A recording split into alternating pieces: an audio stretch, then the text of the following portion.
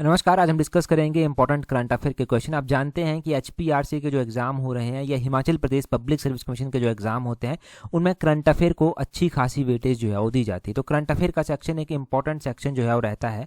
हम कोशिश करते हैं कि जो ज़्यादा प्रायोरिटी जिस सेक्शन को दी जाती है उसको हम लगभग 90% तक तो कवर कर ही लें। तो करंट अफेयर हो गया, हिमाचल जीके हो गया, एचपीआरसी, इन दोनों को अच्छी खासी वेटेज अपने जनरल अवेयरनेस वाले सेक्शन में देता है, इसलिए हम यहाँ पर करंट अफेयर और एचपी जीके को ज़्यादा वेटेज देते हैं। पिछले कल हिमाचल जीके की 3 घंटे की लंबी वीडियो जो है वो हमने डिस्कस की थी। हो सकेगा पॉसिबल अगर उस वीडियो पे रिस्पांस अच्छा रहता है तो करंट अफेयर की भी ऐसी ही एक 3-4 घंटे की लंबी वीडियो हम डिस्कस जरूर करेंगे। अभी हम क्वेश्चन नंबर 1 से यहाँ पर डिस्कशन को जो है वो स्टार्ट करते हैं। बोलते हैं recently government of India increases supreme court जज स्ट्रेंथ फ्रॉम 34 टू। तो बोलते हैं कि हाल ही में भारत सरकार ने सुप्रीम कोर्ट के जजों की संख्या 34 से बढ़ाकर कितनी कर दी है। तो देखिए 30 पहले क्या था कि सुप्रीम कोर्ट में जो जजेस होते थे including chief justice of India वो होते थे 34, ठीक है। 33 जजेस होते थे प्लस वन जो है वो चीफ जस्टिस ऑफ इंडिया होते थे। अब जो है वो 34 से बढ़ाकर संख्या को जो है वो इंक्रीज कर दिया गया है 38। ऑप्शन सी इसका जो है वो सही आंसर जो है वो होगा। 38 इसका जो है वो सही आंसर होगा। ऑप्शन सी इसका सही आंसर है। अगर हम बात पूरी प्रोसेस की करते हैं कि ये जजेस की स्ट्रेंथ कैसे इंक्रीज होती है, ऐसा तो नहीं होगा कि मन किया बोला यार चलो जजेस की स्ट्रेंथ को इंक्रीज कर देते हैं और सुबह उठकर जजेस की स्ट्रेंथ जो है वो इंक्रीज कर दी। नहीं, ऐसा नहीं होता। इसके लिए पूरा प्रोविजन किया गया है। इंडियन कॉन्स्टिट्यूशन का आर्टिकल 124(1) है। इसमें जो है वो कहा गया है कि सुप्रीम कोर्ट में एक चीफ जस्टिस होंगे और 7 अदर जजेस जो हैं वो होंगे। ये ओरिजिनली इस आर्टिकल में जो है वो कहा गया है, परंतु ये भी प्रोविजन किया गया है कि पार्लियामेंट जो है पार्लियामेंट के पास ये पावर दी गई है कि वो जजेस की स्ट्रेंथ को जो है वो टाइम टू टाइम इंक्रीज करती रहती है। तो ओरिजिनली तो एक चीफ जस्टिस और 7 अदर जजेस थे, बाद में चलकर स्ट्रेंथ इंक्रीज होती रही। अब ये स्ट्रेंथ कैसे इंक्रीज होती है, इसके लिए लेजिस्लेटिव प्रोसेस क्या रहती है। पहले तो देखिए चीफ जस्टिस ऑफ इंडिया जो होते हैं वो एक प्रपोजल जो है वो सेंड करते हैं ministry of law and justice को कि हमें जो है वो जजेस की जरूरत है, हम जो है वो इतने जजेस को जो है वो इंक्रीज करना चाहते हैं। उसके बाद क्या होता है, लॉ मिनिस्ट्री जो है वो लॉ मिनिस्ट्री के पास प्रपोजल चला जाता है, वो फाइनेंस मिनिस्ट्री के साथ जो है वो इसकी डिस्कशन जो है वो करती है और एक ड्राफ्ट तैयार किया जाता है जिसको यूनियन कैबिनेट के सामने जो है वो रखा जाता है।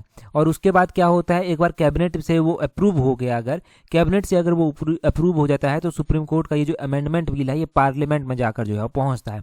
पार्लियामेंट का मतलब है कि लोकसभा में और राज्यसभा दोनों में जो है वो जाएगा।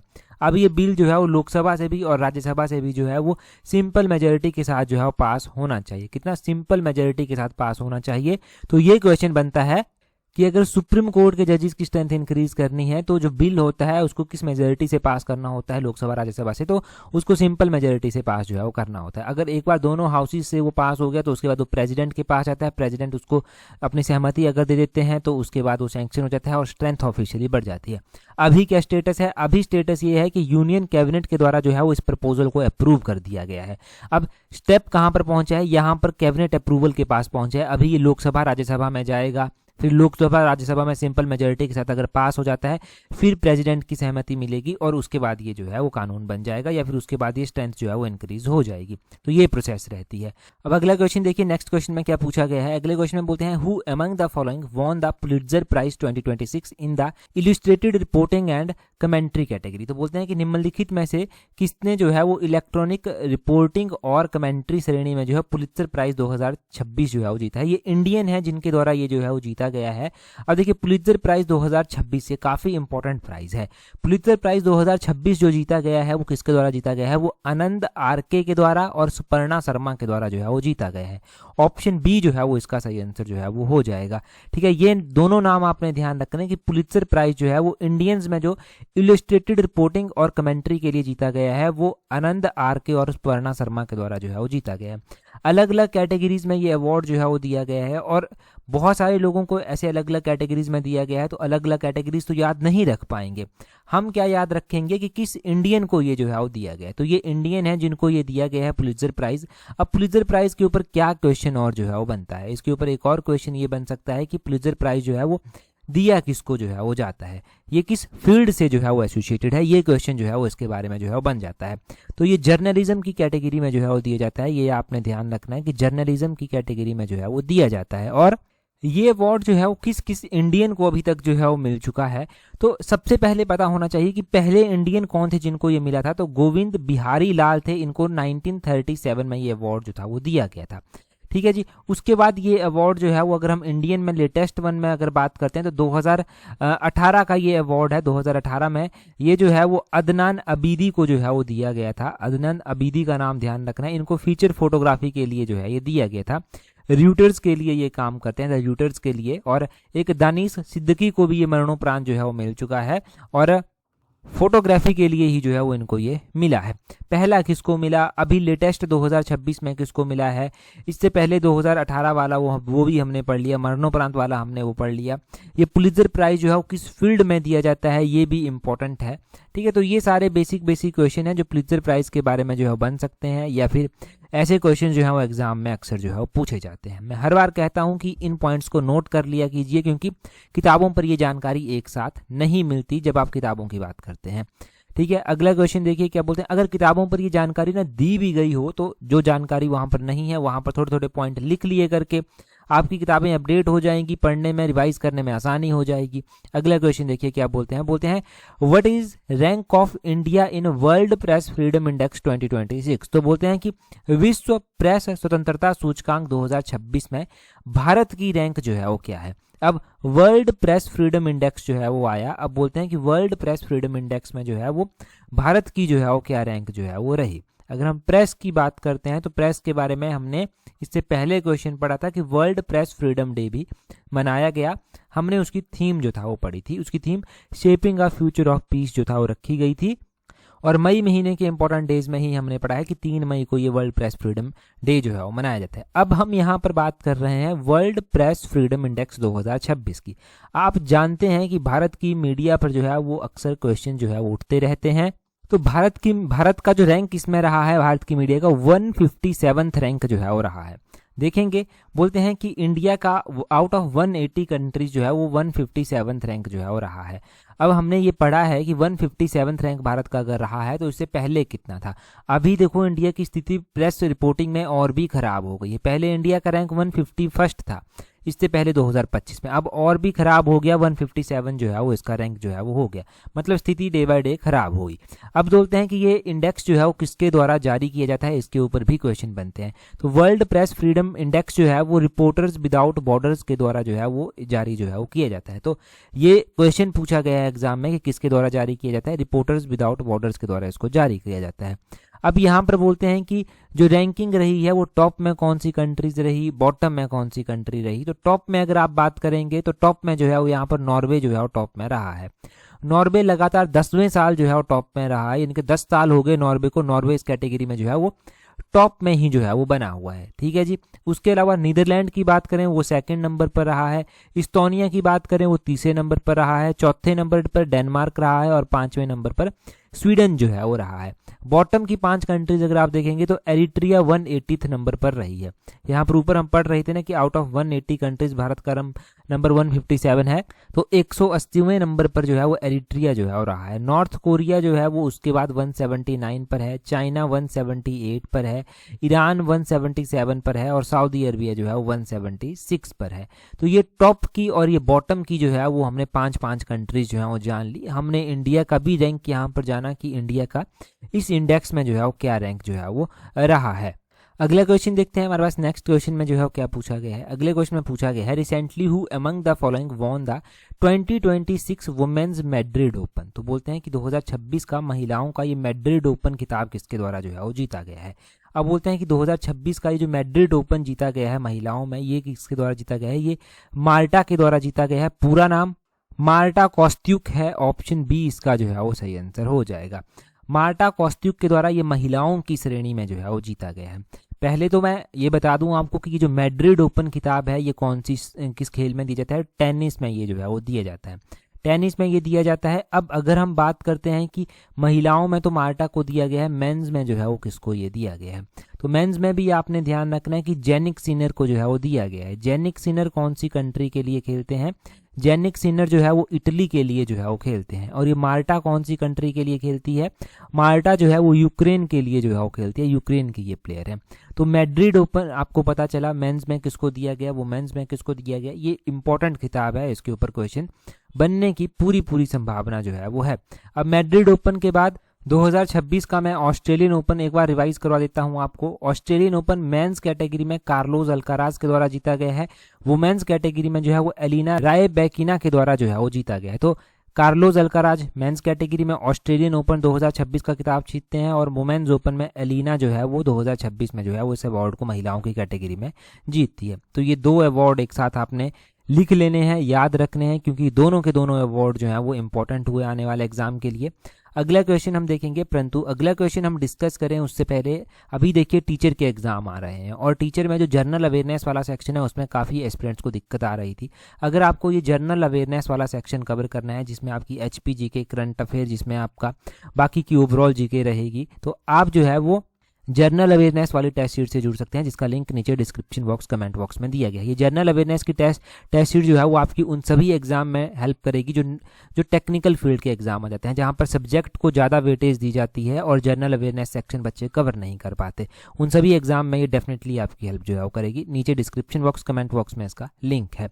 अच्छा, साथ में अगर आप पटवारी पंचायत सेक्रेटरी की जो है वो तैयारी कर रहे हैं तो उसकी टेस्ट सीट्स का लिंक भी नीचे डिस्क्रिप्शन बॉक्स कमेंट बॉक्स में है। पटवारी और पंचायत सेक्रेटरी के लिए हमने 1 लाइन सॉल्यूशन निकाला है। 1 लाइन सॉल्यूशन का मतलब है कि एक ही स्लॉट से इन दोनों एग्जाम को जो है वो आप कवर कर सकते हैं। मतलब एक टेस्ट सीट्स खरीद कर ये दोनों एग्जाम आपके पटवारी भी पंचायत सेक्रेटरी भी कवर हो जाएगा। तो इन टेस्ट सीट्स के लिंक नीचे डिस्क्रिप्शन बॉक्स कमेंट बॉक्स में दिए गए हैं। अगला क्वेश्चन देखिए, बोलते हैं in May 2026 Mayon volcano erupted in which of the following country. तो 2026 मई में जो है वो एक वॉल्केनो इरप्ट हुआ और काफ़ी लोगों को इवैक्यूएट किया गया, बचाया गया है इस इलाके से। अब ये वॉल्केनो जो है वो कौन सी कंट्री में जो है वो फटा एक तरह से कह सकते हैं या फिर इरप्ट हुआ। तो वॉल्केनो ये है फिलीपींस का, फिलीपींस में ये इरप्ट हुआ। ऑप्शन बी जो है वो इसका सही आंसर है। दूसरा आपने ध्यान रखना है कि इस वॉल्केनो का नाम क्या है। मायोन इस वॉल्केनो को जो है वो नाम है, मायोन वॉल्केनो जो है ये है। और वॉल्केनो में अगर आप बात करते हैं तो दो तरह के वॉल्केनो होते हैं, कुछ एक्टिव वॉल्केनो होते हैं, कुछ डोरमेंट वॉल्केनो जो है वो होते हैं, और कुछ एक्सटिंक्ट भी हो गए हैं वॉल्केनो। अगर आप एक्टिव वॉल्केनो में बात करते हैं तो जो मोस्ट इंपॉर्टेंट वॉल्केनो जो है वो आते हैं, एक तो आता है इटना वॉल्केनो। ये इटना वॉल्केनो जो है वो इम्पॉर्टेंट है और ये जो इटना वॉल्केनो है ये इटली कंट्री में जो है वो स्थित है। ये ध्यान रखना है कि ये इटना वॉल्केनो जो है वो कहाँ पर स्थित है। ये कई बार कंट्री जो है वो एग्जाम में पूछ ली जाती है। और दूसरा अगर हम बात करते हैं, एक जो है वो वेसुवियस वॉल्केनो जो है वो आता है। ये जो वेसुवियस वॉल्केनो आता है ये कहाँ पर आता है, ये भी इटली में ही जो है वो आता है। एक माउना लोआ वॉल्केनो जो है वो आता है, ये भी एक्टिव वॉल्केनो है। ये माउना लोआ वॉल्केनो जो है ये हवाई कंट्री में जो है वो आता है। डोरमेंट वॉल्केनो में अगर आप देखेंगे तो एक फुजियामा वॉल्केनो आता है। फुजियामा जो है वो कहाँ पर है, फुजियामा जो है वो जापान का वॉल्केनो है। एक जो है वो कराकाटोका आता है, यहाँ पर मैं लिख देता हूँ, कराकाटोवा वॉल्केनो जो है वो आता है और ये वॉल्केनो इंडोनेशिया में आता है। एक इंडिया का बैरन आइलैंड वॉल्केनो है जो अंडमान निकोबार में है, वो भी कई बार एग्जाम में पूछा जाता है, वो डोरमेंट वॉल्केनो की श्रेणी में जो है वो आता है। तो वॉल्केनो के बारे में मैंने थोड़ा सा बता दिया आपको। जो वॉल्केनो अभी इरप्ट हुआ है उसके बारे में भी जानकारी आपने ले ली, इतना काफ़ी है। बढ़ेंगे अगले क्वेश्चन की ओर। नेक्स्ट क्वेश्चन में हमसे क्या पूछा गया है। अभी ये बहुत ही इंपॉर्टेंट डाटा है सारा का सारा, धीरे धीरे कलेक्ट करते रहेंगे, याद रखेंगे इस डाटा को क्योंकि इसके ऊपर क्वेश्चन बनेंगे ही बनेंगे। बोलते हैं Bharatiya Janata Party won how many seats in the 2026 West Bengal assembly election. तो बोलते हैं कि वेस्ट बंगाल असेंबली इलेक्शन में जो है वो बोलते हैं भारतीय जनता पार्टी के द्वारा कितनी सीट्स जो हैं वो जीती गई। अगर हम बात करते हैं कि भारतीय जनता पार्टी ने कितनी सीट्स जो हैं वो जीती, तो भारतीय जनता पार्टी के द्वारा 207 सीट्स जो हैं वो जीती गई। ऑप्शन बी इसका सही आंसर होगा। अब देखिए वेस्ट बंगाल के बारे में जानना जो है वो ज़रूरी है। अगर हम वेस्ट बंगाल में बात करते हैं तो टोटल 294 सीट्स जो हैं वो वहाँ पर आती हैं। इसमें से भारतीय जनता पार्टी ने जो है वो लगभग अकेले ही 260 सीट्स जो हैं वो जीत ली हैं। यहाँ पर इससे पहले जो है वो जो एक्टिव पार्टी थी, मतलब जो अपोजिशन में पार्टी अभी आई है और इससे पहले ममता बनर्जी की सरकार हुआ करती थी, उस पार्टी का नाम है AITC, all India Trinamool Congress. ये इस पार्टी का जो है वो नाम है। और इस पार्टी के द्वारा जो है वो कितनी सीट्स जो हैं वो अभी जीती गई हैं, लगभग 80 सीटें जो है वो इस पार्टी के द्वारा जीती गई हैं। इंडियन नेशनल कांग्रेस के द्वारा यहाँ पर सिर्फ 2 ही सीटें जो है वो जीती गई हैं। तो ये तो है वेस्ट बंगाल का रिजल्ट, ये वेस्ट बंगाल का रिजल्ट है। इसमें टोटल 294 सीट्स हैं, बीजेपी के द्वारा 207, जो पार्टी यहाँ पर पहले हुआ करती थी AITC, all India Trinamool Congress, उसके द्वारा जो है वो 80 सीटें जीती गई हैं, कांग्रेस के द्वारा जो है वो 2 सीटें जीती गई हैं। अब यहाँ पर इंपॉर्टेंट क्या क्या है, एक तो ममता बनर्जी ने बोला कि वो रिज़ाइन नहीं देगी, तो हमारे कुछ इंपॉर्टेंट कॉन्स्टिट्यूशन के आर्टिकल बनते हैं। यहाँ पर देखेंगे कि क्या क्या बोलते हैं इंडियन कॉन्स्टिट्यूशन के आर्टिकल्स में। एक आर्टिकल 172 जो है वो आता है, ठीक है। इसमें एक हिंदू आर्टिकल में, हिंदू न्यूज़पेपर में एक आर्टिकल में बात भी की गई थी। अभी जो आर्टिकल 172 आता है, इसमें बोला गया है आर्टिकल 172 में कि इसमें duration of state legislative assembly जो है वो बताई गई। अब बेसिकली होता क्या है कि हम क्या मान के चलते हैं कि 5 साल जो है वो किसी भी स्टेट लेजिस्लेटिव असेंबली की जो है ड्यूरेशन होती है। वही बात इस आर्टिकल 172 में बोली गई है कि स्टेट लेजिस्लेटिव असेंबली जो होगी वो 5 साल तक के लिए रहेगी अपनी पहली मीटिंग से। तो ममता बनर्जी बोलती हैं अभी कि वो रिज़ाइन नहीं करेंगी, तो ऐसा पॉसिबल नहीं हो पाएगा अगर हम एज़ पर जो है कॉन्स्टिट्यूशन देखेंगे, क्योंकि 5 साल अगर हो गए होंगे तो रिज़ाइन तो करना ही पड़ेगा। एक तो दूसरा बहुमत भी उनके पास नहीं है। यहाँ पर ही हमें इंडियन कॉन्स्टिट्यूशन के आर्टिकल नंबर 164 की बात भी जो है वो करनी चाहिए। 164 आर्टिकल में जो है वो क्या बोला गया है, इसमें बोला गया है कि गवर्नर के द्वारा चीफ मिनिस्टर को अपॉइंट किया जाएगा और अदर मिनिस्टर्स को भी जो है वो अपॉइंट किया जाएगा। अदर मिनिस्टर जो अपॉइंट किए जाएंगे गवर्नर के द्वारा on the advice of chief minister जो है वो किए जाएंगे। मतलब चीफ मिनिस्टर जो है वो जिसको बोलेगा उसको जो है वो गवर्नर को शपथ जो है वो दिलवानी पड़ेगी, ठीक है। ऐसा नहीं है कि गवर्नर जो है वो किसी को भी अपनी मर्जी से शपथ जो है वो दिलवा देंगे, ऐसा नहीं है। वैसे ही इस आर्टिकल नंबर 164 में आगे चलकर अलग अलग क्लाउज जो है वो आते हैं, क्लाउज रहने देते हैं पढ़ने से। फिलहाल ये आर्टिकल 172 और 164 जो है वो ध्यान में जो है वो रखेंगे। अब देखिए क्या हो रहा है, अभी वो ज़्यादा मैटर नहीं करता, हमें सिर्फ वो चीज़ें देखनी है जो हमारी जीके में जो है वो हमारी हेल्प करेगी, करंट अफेयर में हेल्प करेंगी। तो ये 2 आर्टिकल हमारे अच्छे से हेल्प कर सकते हैं, नंबर ला सकते हैं, तो ये दोनों याद रखने हैं।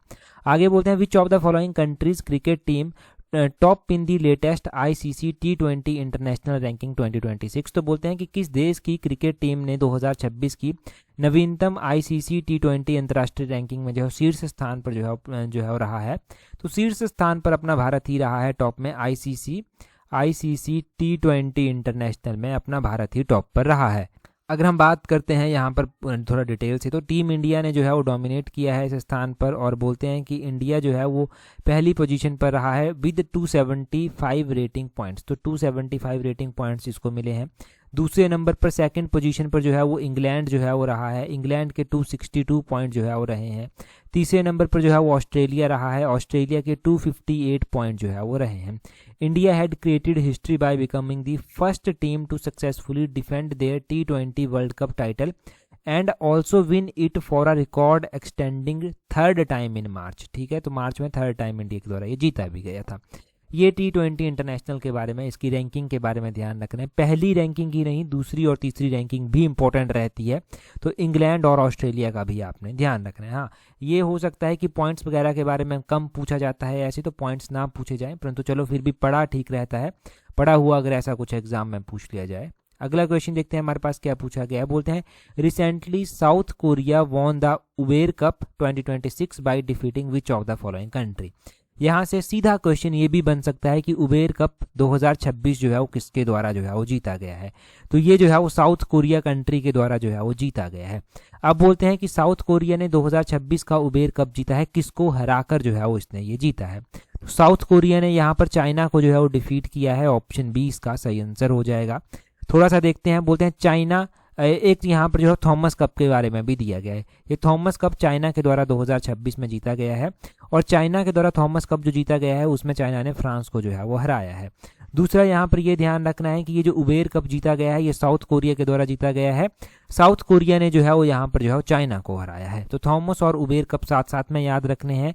और एक जीके का स्टैटिक क्वेश्चन बनता है, ल्यूसेंट वगैरह पढ़ते हैं आप, कोई भी किताब पढ़ते हैं तो वहाँ पर कप दिए गए होते हैं। थॉमस कप और उबेर कप जो है वो किस खेल से रिलेटेड है, तो ये बैडमिंटन से जो है वो रिलेटेड है। ये भी एक क्वेश्चन जो है वो एग्जाम में बनता है। ठीक है, तो ये 3 क्वेश्चन यहाँ से हो गए।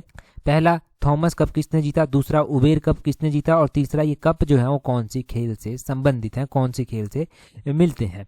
ठीक है, तो ये यहाँ से क्लियर हुआ। अगला क्वेश्चन देखिए क्या बोलते हैं नेक्स्ट क्वेश्चन में। नेक्स्ट क्वेश्चन में बोलते हैं recently Project Freedom launched by which country to restore freedom of navigation through the Strait of Hormuz. तो बोलते हैं कि स्ट्रेट ऑफ हॉर्मुज से, ये जो स्ट्रेट ऑफ हॉर्मुज आता है इसके माध्यम से नेविगेशन की स्वतंत्रता को बहाल करने के लिए किस देश के द्वारा ये प्रोजेक्ट फ्रीडम जो है वो लॉन्च किया गया है? तो ये प्रोजेक्ट फ्रीडम लॉन्च किया गया है यूएसए के द्वारा।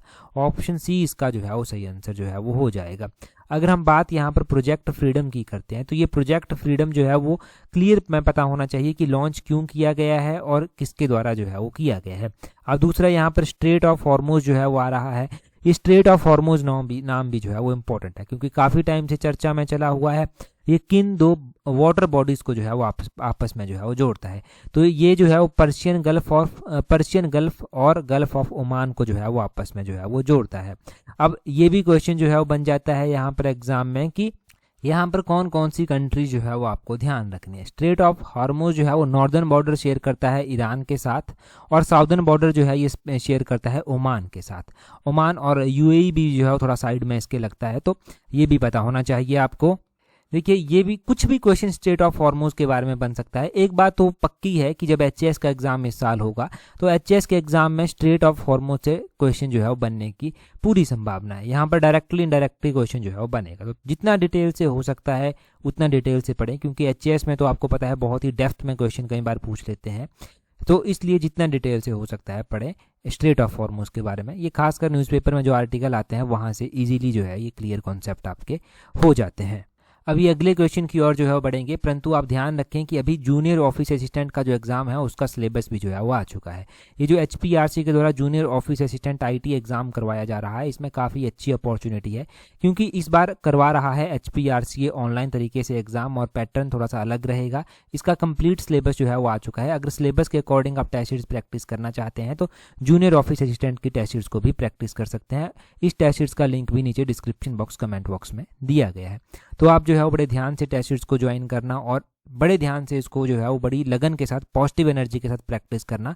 आपके रिजल्ट भी पॉजिटिव रहेंगे जैसे अभी तक रह चुके हैं बच्चों के। अगला क्वेश्चन देखिए, बोलते हैं international leopard day every year observed on. तो ये लेपर्ड डे की बात की जा रही है कि लेपर्ड डे जो है वो कब मनाया जाता है। अब देखिए लेपर्ड डे की अगर हम बात करते हैं कि ये कब मनाया जाता है, तो ये इंटरनेशनल लेवल पर जो है वो मनाया जाता है, और ये मई महीने की 3 तारीख को जो है वो मनाया जाता है। अगर हिंदी में आप बोलें तो अंतर्राष्ट्रीय तेंदुआ दिवस हर साल जो है वो कब मनाया जाता है? ये अंतर्राष्ट्रीय तेंदुआ दिवस हर साल जो है वो 3 मई को जो है वो मनाया जाता है। तेंदुओं क्यों ये मनाया जाता है? तो बेसिकली कोई भी डे मनाया जाता है तो अवेयरनेस के लिए ही जो है वो कोई भी इंपॉर्टेंट डे जो है वो हम मनाते हैं, तो इसीलिए ये इंटरनेशनल जो है वो लेपर्ड डे भी मनाया जाता है, क्योंकि ये जो तेंदुए हैं इनकी पोचिंग होती है, ह्यूमन वाइल्ड लाइफ कॉन्फ्लिक्ट कई बार हो जाते हैं, और कई बार हैबिटेट लॉस भी हो रहा है। बहुत सारी चीज़ें हैं जो इनके साथ जुड़ती हैं, तो इसलिए जो है वो लेपर्ड भी इम्पॉर्टेंट है। ये सारी चीज़ें कहीं ना कहीं पर खतरनाक तो है ही हैं, परंतु ये जो है वो इम्पॉर्टेंट भी हैं हमारी जो है वो वनस्पति के लिए, या फिर यूँ कह सकते हैं एनवायरनमेंट के लिए। अब ये तो इंटरनेशनल लेपर्ड डे मनाया गया, एक इंटरनेशनल स्नो लेपर्ड डे भी जो है वो मनाया जाता है। वो बर्फानी तेंदुओं वाला दिवस होता है, इंटरनेशनल स्नो लेपर्ड डे। ठीक है, ये कब मनाया जाता है? तो ये आपने ध्यान रखना है कि ये अक्टूबर महीने में मनाया जाता है, और अक्टूबर महीने की 23 तारीख को जो है ये मनाया जाता है। इंटरनेशनल स्नो लेपर्ड डे अक्टूबर महीने की 23 तारीख को जो है वो हर साल मनाते हैं। अगर हम बात मई महीने की कर रहे हैं, अभी मई महीना जो है वो चला हुआ है, कि मई महीने में अब तक इम्पॉर्टेंट डेज जो है वो मनाए जा चुके हैं। तो कौन कौन से इम्पॉर्टेंट डेज अभी मनाए जा चुके हैं? हमने 1 मई को ही पढ़ा था कि लेबर डे जो था वो मनाया गया था। इसको जो है वो मे डे भी जो है वो बोलते हैं। ये जो है वो 1 मई को मनाया गया था। 2 मई को जो है वो इंटरनेशनल वर्ल्ड ट्यूना डे जो है वो मनाया जाता है। ट्यूना डे भी मनाया जाता है 2 मई को। ट्यूना बेसिकली एक मछली का नाम है, और उसी के ऊपर जो है ये ट्यूना डे जो है वो मनाया जाता है। ठीक है, तो पता होना चाहिए ये कब जो है वो मनाया जाता है। उसके बाद हमने 3 मई जो है वो पढ़ा। 3 मई को हमने पढ़ा कि विश्व प्रेस स्वतंत्रता दिवस मनाया जाता है, और 3 मई को ही ये अंतर्राष्ट्रीय तेंदुआ दिवस भी जो है वो मनाया जाता है। ये जो विश्व प्रेस स्वतंत्रता दिवस मनाया जाता है, इसकी हमने थीम भी जो है वो पढ़ रखी है। इसकी थीम थी shaping a future of peace. ये इसकी थीम जो था वो 2026 में इस बार रखी गई थी। और अगर हम बात करें इसके बाद, तो 5 मई को एक इम्पॉर्टेंट डे और मनाया जाता है, वो है world hand hygiene day. World hand hygiene day जो है वो मनाया जाता है हर साल 5 मई को। अब लोगों को हाथ की सफाई के बारे में महत्व जो है वो बताया जाता है कि कितना महत्व जो है वो इसका है, तो इसलिए ये 5 मई को जो है वो हर साल मनाते हैं। 5 मई को जो है वो वर्ल्ड अस्थमा डे भी जो है वो मनाया जाता है। विश्व अस्थमा दिवस भी जो है 5 मई को ही जो है वो मनाया जाता है। अगला क्वेश्चन देखिए, बोलते हैं the military exercise Sinbex is conducted between India and which country. तो ये सैन्य अभ्यास होता है सिनबैक्स, बोलते हैं ये इंडिया और किस कंट्री के बीच में होता है। अभी ये सैन्य अभ्यास जो है वो हुआ और इसके बारे में मैंने डिटेल से आपको बताया था। तो अभी आप कमेंट कर कर बताएंगे, इससे पिछली वीडियो में ही हमने ये पढ़ा था कि ये सिनबैक्स एक्सरसाइज जो है वो होती है किस किस कंट्री के बीच में होती है। जल्दी से कमेंट करके जो है वो बता दीजिए। अगर टेलीग्राम पर आपने ज्वाइन नहीं किया है तो टेलीग्राम पर ज्वाइन करने के लिए अपने टेलीग्राम से @allexam31 जो है वो सर्च करना, आपको हमारा टेलीग्राम चैनल जो है वो मिल जाएगा। आज की इस वीडियो में इतना ही है। That's all for today. Thank you very much for watching and listening it very patiently.